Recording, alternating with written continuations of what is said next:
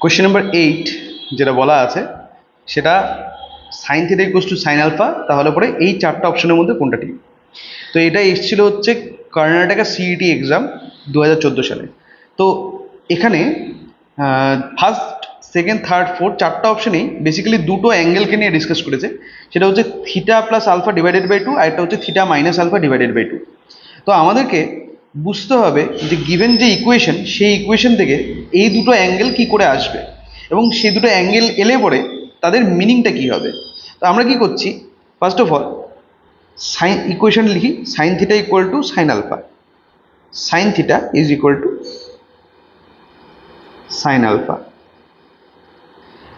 তো আমরা কি করব, এখানে থিটা প্লাস আলফা বাই 2 আর থিটা মাইনাস আলফা বাই 2 কে নিয়ে আসার জন্য প্রথমত সাইন আলফাকে লেফট হ্যান্ড সাইডে নিয়ে আসবো,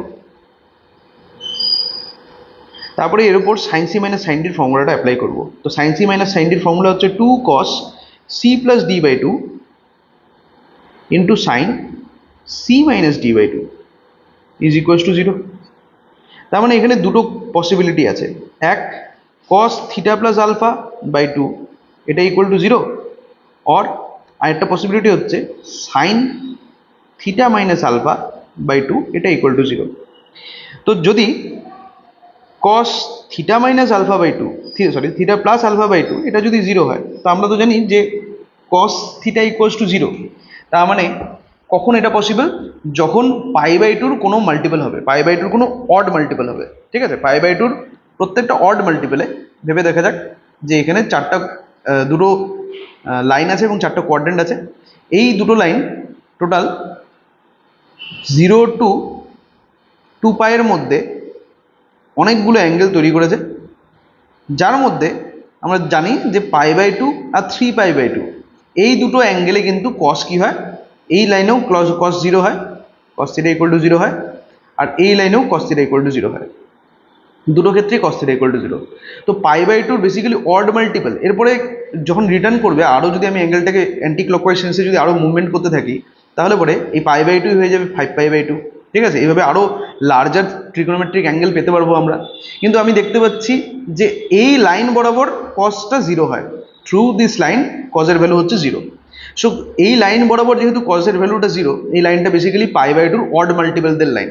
তার মানে থিটা প্লাস আলফা বাই 2 এটা ইকুয়ালস টু হয়ে যাবে 2n প্লাস 1 পাই। আমি অড মাল্টিপলকে 2n plus 1 or 2n minus 1 দুটোর মধ্যে যে কোনো একটা দিয়ে রিপ্রেজেন্ট করতে পারি। তাহলে থিটা প্লাস আলফা বাই 2 এটা হয়ে যাচ্ছে পাই বাই 2 অড মাল্টিপল। আরেকটা হচ্ছে, আরেকটা পসিবিলিটি ছিল হচ্ছে কস যদি 0 না হয় সাইন যদি 0 হতো। তো if sine theta minus alpha by 2 এটা ইকুয়াল টু যদি 0 হতো, তাহলে আমরা কি বুঝতাম, তো সাইন 0 হয় কোথায়, সাইন 0 হয় বেসিক্যালি এই লাইনটাতে। তো 0 পাই 2 পাই 3 পাই এদের লাইনে, মানে বেসিক্যালি সাইন যদি 0 হয় তাহলে পরে অ্যাঙ্গেলটা ওটা ডেফিনেটলি পায়ের কোনো না কোনো মাল্টিপল হবে, ইভেন হোক বা অড হোক, কিন্তু পায়ের কোনো না কোনো মাল্টিপল হবে। তো আমরা যেটা দেখতে পাচ্ছি যে থিটা প্লাস আলফা বাই 2 এটা হচ্ছে 2n plus 1 into pi by 2 that is pi by 2 odd multiple, আর থিটা মাইনাস আলফা বাই 2 এটা হচ্ছে পাইয়ের যে কোনো মাল্টিপল, যেহেতু n পাই আসছে। তাহলে পরে আমাদেরকে সঠিক অপশনটা চুজ করতে হবে। ফার্স্ট অপশনে কি বলছে যে theta plus alpha by 2 is a odd multiple of pi by 2, এটা তো হচ্ছে না। সেকেন্ড অপশনে বলছে theta plus alpha by 2 is an odd multiple of pi, আমরা দেখেছি থিটা প্লাস আলফা বাই 2 এটা এনি মাল্টিপল অফ পাই হচ্ছে। তো C number option theta plus alpha by 2 is any multiple of pi by 2, এটাও reject হয়ে যাচ্ছে।